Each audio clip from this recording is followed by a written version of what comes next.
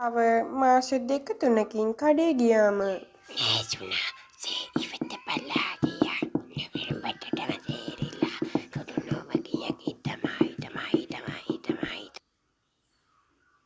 මොනවද ඕනි? මට 50 අයිස් දෙකක්.